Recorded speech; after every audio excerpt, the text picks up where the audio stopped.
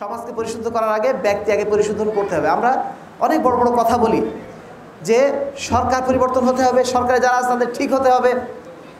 এসব কথা আমরা সবসময় বলি না। চায়ের দোকানে বসলেই, আড্ডায় বসলে আমরা বলি অমুক এমপি খারাপ কাজ করেছে, অমুক চেয়ারম্যান খারাপ কাজ করে, অমুক ভালো না, তমুক ভালো না। সবার গল্প আমরা করি। গল্পটা শুধু করি না নিজের গল্পটা, আমি কতটুকু ভালো, আমি আসলে সমাজের জন্য কতটুকু উপকারী, সমাজের জন্য কতটুকু আমি করছি, এটা নিয়ে আমি কিন্তু আমার গল্পটা বলি না। সবার গল্প আমার বলা শেষ হয়ে যায়, নিজের গল্পটা বলি না। আসলে দেখুন যে আপনি যাদের কথা বলছেন এরা তো সমাজের একজন ব্যক্তি মাত্র, কয়েকজন ব্যক্তি মাত্র। ধরেন একজন সচিব, একজন উপসচিব, এরকম 4-5 জন ব্যক্তি মাত্র। কিন্তু এর বাইরে বিশাল সমাজে পড়ে আছে, কোটি কোটি মানুষ আমরা পড়ে আছি। আমরা কি করছি? বলা হয়ে থাকে যে যেই সমাজের মানুষ যেরকম সেই সমাজের মানুষের শাসক হয় সেরকম। আজকে আমাদের শাসকরা খারাপ কেন? শাসকরা কেন ইসলাম অনুযায়ী সমাজ পরিচালনা করে না? এর জন্য দায়ী যত না শাসক, তার চেয়ে বেশি কিন্তু আমরা নিজেরাই। আপনি শাসককে দায়ী করছেন বটে, কিন্তু আপনি একটু নিজে চিন্তা করে দেখুন, বাংলাদেশের 90% যুবক, 90% মানুষ তারা কি 5 ওয়াক্ত সালাত আদায় করে?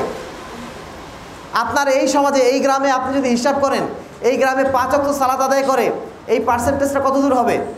50%? না আরও কম হবে, না আরও বেশি হবে? আরও বেশি হবে? 50% আরও কম হবে। আপনি চাচ্ছেন আপনার দেশে ইসলামী শাসক আসুক, ইসলামী শাসন ব্যবস্থা আসুক। আপনার সমাজে আপনি একটু তাকিয়ে দেখুন কী অবস্থা। এখানে 50% মানুষ আপনি বলছেন আরও কম সালাত আদায় করে, 5 ওয়াক্ত সালাত আদায় করে। আমার মনে হয় সংখ্যাটা 20% হওয়াটাও কঠিন আছে। যদি বলে যে মসজিদে সালাত আদায় করে 5 ওয়াক্ত, এরকম যুবক আপনি কয়জন পাবেন? 5% পাবেন। যদি বলেন যে আপনার সমাজে মহিলারা পর্দা করে, বুঝে শুনে পর্দা করে, এরকম কয়জন আছে? 1%। তা আপনি আপনার সমাজের অবস্থা দেখে আপনার রাষ্ট্রের অবস্থাটা আপনি চিন্তা করতে পারেন। তা আপনার সমাজ ব্যবস্থার অবস্থা যদি এইটা হয়, আপনি আপনার সমাজটা কীভাবে পরিবর্তন করবেন? আপনার রাষ্ট্র ব্যবস্থা যারা আছেন তাদেরকে দায়ী করছেন, আপনি আগে নিজেকে দায়ী করুন। আপনার সমাজটা তো পরিবর্তন এখনও হয়নি। এই গল্পটা মাঝে মধ্যেই বলি যে আজকে যদি ডক্টর ইউনূসের জায়গায় ডক্টর গালিবও ক্ষমতায় আসতেন, এই সমাজের কিচ্ছু পরিবর্তন করতে পারতেন না। কারণ আমরা নিজেরাই পরিবর্তন এখনো হই নাই। ডক্টর গালিব যদি এসে আজকে ক্ষমতায় দাঁড়ে, তিনি যদি বলতেন যে বাংলাদেশে 2,98,000 পীরের মাজার আছে, একটা মাজার চলবে না, সব মাজার ভেঙে ফেলতে হবে, এই ঘোষণা দিয়ে তিনি যদি আইন জারি করতেন, এই আইন জারি করার পর মুহূর্তে তার অবস্থাটা কী হতো? 2,24,000 পীরের অনুসারী নেই বাংলাদেশে। ধরেন 1 কোটি 2 কোটি অনুসারী আছে, তারা কি বসে থাকতো? শেখ হাসিনাকে যেরকম গণভবন থেকে তাড়িয়ে বের করে দিলেন আপনারা, ঠিক সেম উপায়ে পরের দিনই দেখা যেত গণভবনমুখী লোকজন হাজির হয়ে গেছে, সব এসে তাড়িয়ে দিত। কেন তাড়িয়ে দিত? কারণ সমাজটা এখনো প্রস্তুতি হয়নি, সমাজটা এখন রেডি হয়নি ওই জন্য যে আপনি এরকম একটা আইন করবেন। ফলে কী হতো? ডক্টর গালিব ক্ষমতায় যেতেন বটে, তিনি স্বাক্ষর করতেন যে না, এদেশে 2,98,000 পীরের মাজার আছে, ঠিক আছে, ওগুলো চলবে, ওগুলো সংস্কারের জন্য নির্দেশ দিতেন উল্টা।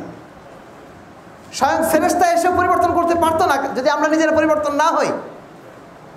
এই বিষয়টা আমাদের বোঝার চেষ্টা করতে হবে। এই জন্য সবার আগে আম্বিয়া কেরাম যেটা করেছিলেন, নিজেদের সংশোধন করেছিলেন, একজন ম্যান টু ম্যান সংশোধন করেছিলেন। এবং এক্ষেত্রে তারা কোনো বাছ বিচার করেননি যে শুধুমাত্র রাষ্ট্রের যারা নেতা আছে তাদের সংস্কার করলেই হবে, ওই বেলাল কাফরিকে সংস্কার করার দরকার নেই, দাসদের কাছে যাওয়ার দরকার নেই, কোনো ভাগাভাগি করেননি। দাসের কাছেও গেছেন, রাষ্ট্রের কাছেও গেছেন, মনিবের কাছেও গেছেন, সবার কাছে গেছেন।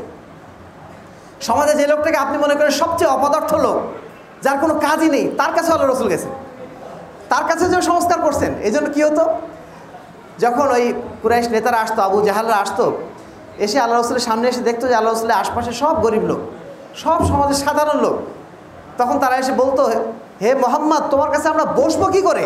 তোমার আশপাশে যেসব লোক, সব দেখি সমাজের গরিব লোক, সমাজের যাদের কারণ দাম দেয় না, তারা তোমার পাশে বসে আছে। আমরা এরকম মর্যাদা সম্পন্ন মানুষ, নেতাগোতা মানুষ, আমরা এখানে এসে বসবো কীভাবে? তা আল্লাহ রসুল কোনো বাছ বিচার করেননি, সবার দুয়ারে দুয়ারে গিয়েছেন, যদি পরিবর্তন আনতে হয় সবার দুয়ারে দুয়ারে আমাদের যেতে হবে। এই এলাকার যদি 200 ঘর থাকে, 200 ঘরে প্রত্যেক ঘরে আমাদের যেতে হবে। যদি সেখানে সালাত আদায়কারী না থাকে, বলতে হবে সালাত আদায় করার জন্য। যদি পর্দা না করে থাকে, বলতে হবে তাদের পর্দা করার জন্য।